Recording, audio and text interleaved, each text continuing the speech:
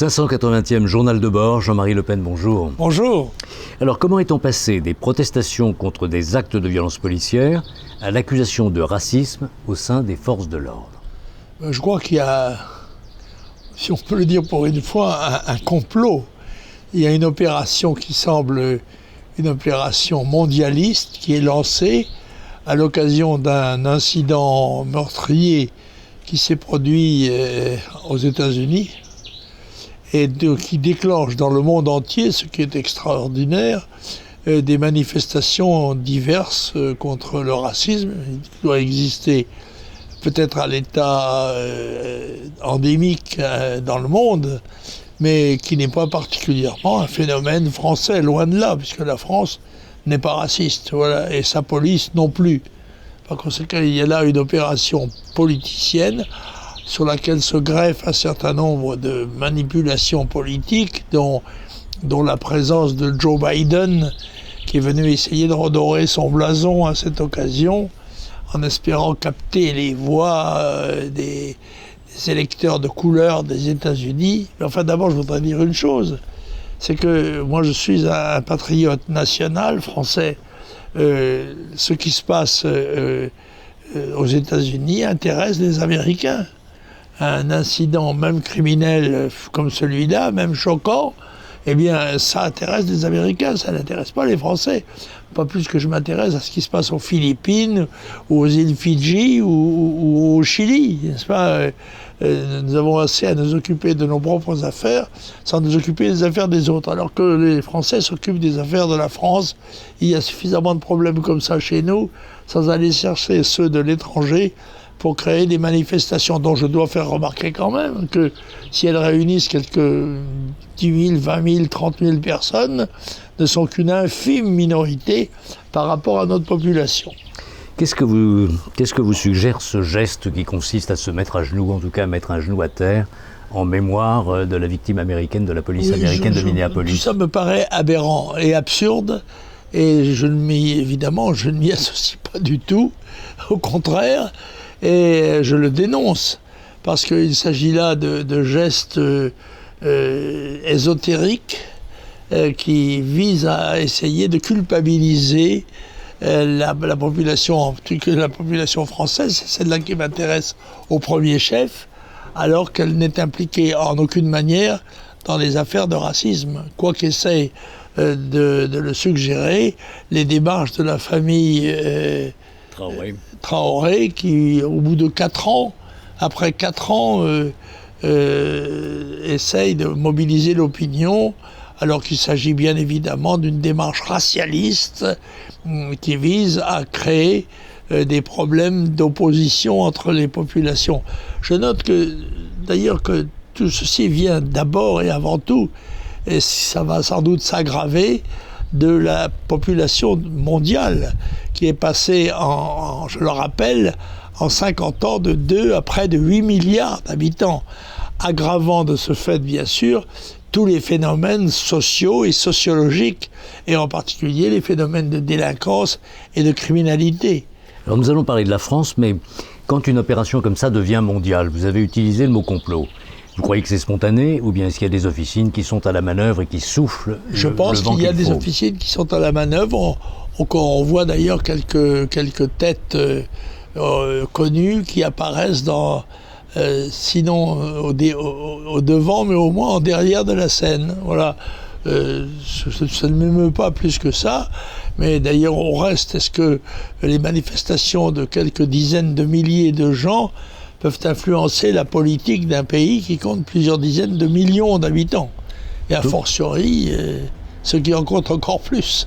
En tout cas, ça a l'air de marcher sur la psychologie de Monsieur le ministre de l'Intérieur, ici chez nous en France, puisque la question se pose de savoir s'il est du côté et en soutien de ses troupes ou pas.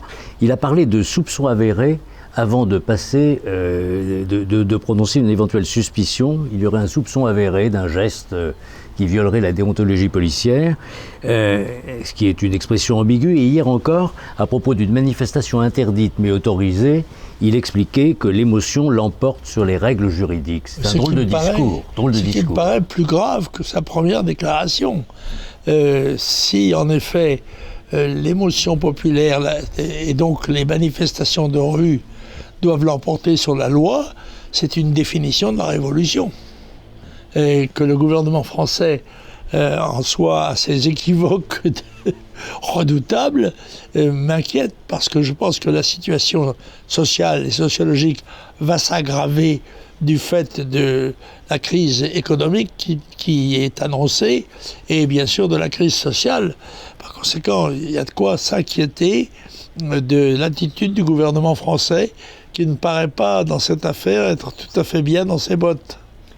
Et qui lance des mots d'ordre qui sont extrêmement dangereux du point de vue de l'ordre républicain tout court, parce que si on poursuit ce que dit M. Castaner, et qui n'a pas été démenti ni par le président de la République, ni par le Premier ministre, quoique le Premier ministre s'est rendu dans un commissariat, visiblement il était assez mal à l'aise et souhaitait réparer la gaffe à répétition de son ministre. Oui, c'est possible ça, mais en l'occurrence, ce qui compte, c'est ce qui est déclaré officiellement. Et tant que les ministres qui ont prononcé ces phrases sont en place, eh ben, il est évident qu'elles sont en quelque sorte prises en charge par le gouvernement et par la présidence. Alors parmi les questions que soulève l'actualité, il y a le retour du débat sur les statistiques ethniques. Est-ce que vous pensez que si on veut avoir un véritable instrument de mesure sur la sociologie française d'aujourd'hui, il faut rendre possible ce que l'on appelle les statistiques ethniques? Moi je crois que s'il n'y a rien à cacher, tout doit être transparent. Il n'y a pas raison que cette question échappe à la transparence exigée dans toutes les autres.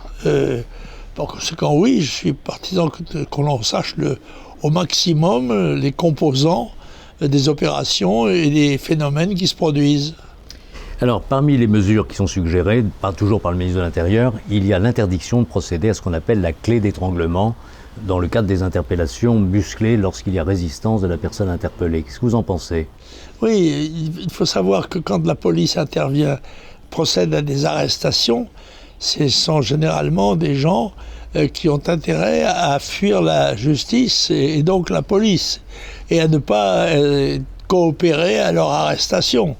Et il s'agit donc de les maîtriser, ce qui n'est pas si simple que cela, s'ils peuvent être quelquefois robustes, athlétiques ou même encore plus. Par conséquent, il y a certainement des gestes qui sont dangereux, peut-être que le geste d'étranglement peut être discuté, mais en l'occurrence, le problème, c'est de maîtriser les individus. Or, dans les cas qui nous intéressent, y compris cette affaire Floyd, ou l'affaire Traoré, ce sont des délinquants. Ce sont des gens qui échappent à la loi, et qui l'ont bravé, et qui sont aujourd'hui transformés. Alors, je veux dire très clairement, M. Floyd n'est pas un héros, ce n'est pas un martyr, c'est une victime d'un avatar d'arrestation policière, comme il peut s'en produire dans tous les pays du monde, mais qui n'implique pas pour autant une systématisation des procédés brutaux. Alors on a vu toujours, s'agissant du gouvernement français, la position de Madame la garde des Sceaux, ministre de la Justice, qui souhaitait rencontrer la famille de M. Traoré, alors qu'elle viole, en exprimant ce souhait, sans doute à la demande du président de la République d'ailleurs, la séparation des pouvoirs. Il est hors de question, en pleine procédure, que la garde des Sceaux intervienne. Bien sûr. Mais il semble que ce phénomène de cette accusation de racisme ait fait perdre la tête à un certain nombre de gens, y compris dans les niveaux les plus élevés de la politique. C'est simple. Nous n'avons pas à nous défendre d'une accusation qui est injustifiée en ce qui touche la population française. Alors parmi les moyens que réclame la police, il y a les caméras piétons, ce qu'on appelle les caméras piétons, c'est-à-dire le fait que chaque policier porte une caméra et que dans le cadre d'une interpellation, c'est une demande de la police de manière à protéger les policiers aussi bien que les citoyens. Et il semble que les équipements dont disposait la police sont de tellement mauvaise qualité que ça reste dans les placards et qu'on n'ait pas réalisé cet investissement. Oui, il est évident que si on en préconise l'usage, il faut que les moyens soient assurés. Sans ça, ce sont des directives qui sont sans fondement. Oui, pourquoi pas je dois dire que cette recherche de la transparence dans tous les domaines va aussi procurer un certain nombre de surprises. Alors, nouvelle mode également, on s'attaque désormais, en Europe, aux États-Unis, à un certain nombre de symboles historiques qui sont liés aux époques de l'esclavage ou du colonialisme. D'autres demandent qu'on purge certains grands textes classiques. Alors, est-ce qu'il faut craindre une sorte d'intention subversive de déracinement dans ces manœuvres? Vous avez vu qu'on met en cause telle statue, par exemple le roi Léopold II a été déboulonné à Anvers. Oui, je crois qu'il... Même Schœlcher qui n'a pas toujours été hostile à l'esclavage, alors qu'il a été à l'origine de Saint-Denis. Voilà, l'abolitionniste, il se trouve contesté alors que c'est le nom d'une ville de Martinique. Enfin, les choses sont en train d'aller relativement loin. Churchill est accusé d'avoir été un colonialiste et d'avoir regretté et décolonisé à contre-cœur. Je crois qu'il y a là une démarche anarchiste qui conteste les États, l'État, l'organisation politique traditionnelle de nos sociétés, et qui est en ce sens éminemment subversive. Et le caractère tellement général et systématique me paraît indiquer qu'il y a derrière cela sans doute quelques esprits calculateurs. On voudrait faire disparaître Colbert à cause du Code noir. Oui, on supprime le passé. Et dans votre ville ici, il y a un lycée Jules Ferry. Il faudrait peut-être se pencher sur son cas, parce qu'il me semble qu'en matière de conquête coloniale, M. Jules Ferry, qui vécut comme une des hautes figures de la République française, a commis quelques écrits qui sont assez radicaux. Oui, je pense que le recours à la manifestation relativement à tous les chapitres de l'histoire de notre pays et du monde a quelque chose d'éminemment subversif dans sa nature et doit donc être écarté et combattu.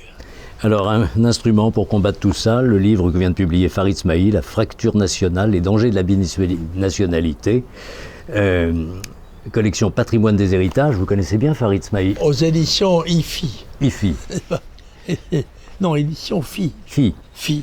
Et bien sûr, Farid Smaï est un ami de longue date et un militant national exemplaire.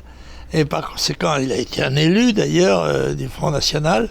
Et je crois qu'il est compétent pour parler précisément des dangers de l'actuelle législation, et en particulier de la binationalité. Mais il n'y a pas que la binationalité.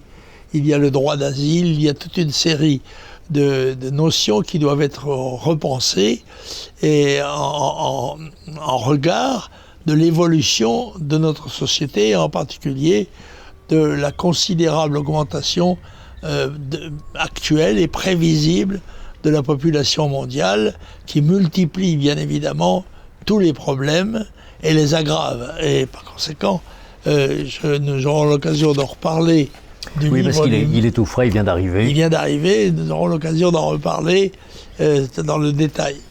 Farid Smaï, La fracture nationale, du Alpha Édition en fait, il ne faut pas se tromper. Du Alpha Édition, c'est chez notre ami Philippe Randa. C'est une collection dirigée par Philippe Randa, qu'on écoute souvent sur TV Liberté et Absolument. sur Radio Courtoisie. Merci Jean-Marie Le Pen. Merci.